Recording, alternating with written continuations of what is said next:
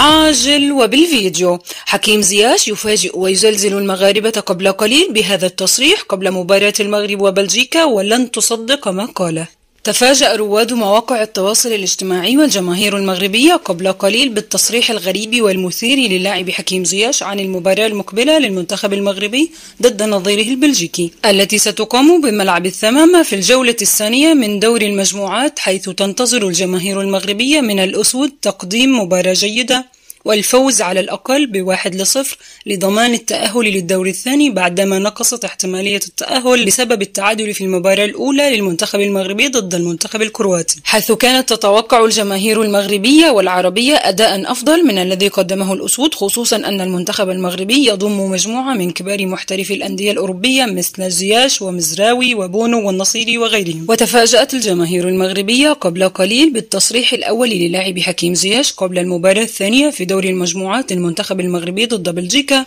وحسب ما نشرت بعض المنابر الإعلامية فإن زياش صرح أن مباراة بلجيكا ستكون أصعب من مباراة كرواتيا، وأضاف: سنكون محظوظين إن خرجنا بالتعادل، لكن أتوقع أن نخسر ب1-0. وأضاف في الأخير: لكن لن نفقد الأمل وسنعمل بجد لتحقيق الفوز والتأهل للدور الثاني إن شاء الله.